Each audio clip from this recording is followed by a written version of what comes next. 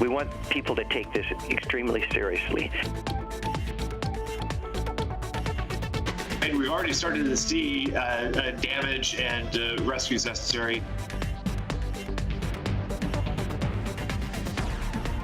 Well, guys, I'm not at a loss for words on many stories, but this is just heartbreaking, the amount of rain that this small community has received here.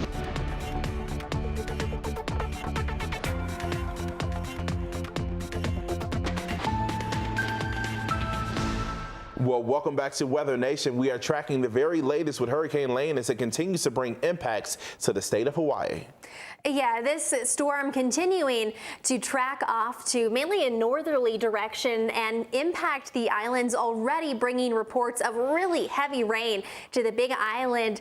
Some areas on the windward side already reporting over 2 feet. Yes. So flooding, that is going to be a big concern for a lot of folks as we head through the day today and into the weekend. Yeah, but we want to take a look at what's happening with the latest with this hurricane. And again, it still is a powerful one, but it's a Category 3 instead of a Category 4 as it was yesterday morning. Yeah, let's continue to take a look at what Lane is doing right now and where this storm is heading. Again, a Category 3 hurricane moving north at about 6 miles per hour, sustained winds at about 120 miles per hour. This is still a very strong storm. Now let's get you a look at some of these rain totals that we've seen over the last 24 hours. We've seen areas reporting about 2 feet.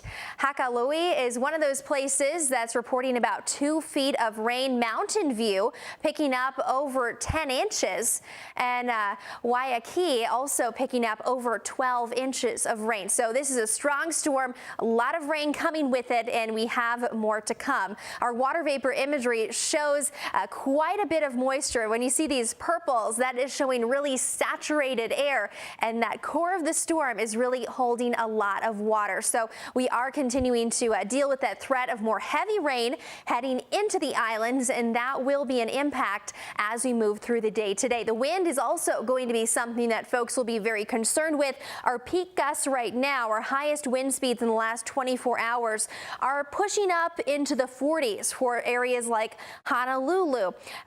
We are also going to be seeing more of these strong winds continuing to push through the day today and on into the start of the weekend. And for more on exactly where Lane is heading and the warnings associated with this storm, we're going to send things on over to Marcus, because this is something we're still continuing to watch closely, because Lane still going to be a threat not only to the Big Island, but to more of those northern islands as we move through the day. Yeah, exactly. We're talking about more concerns, so do not take your eye off what's happening. Definitely stay on guard. But as we take a look at what's happening with this system, again, we're talking about a pretty powerful storm, still a major hurricane, Category 3 with max winds at 120 miles per hour, right around that range. And when we take a look at the alerts that are in place, we're still dealing with hurricane warnings out there.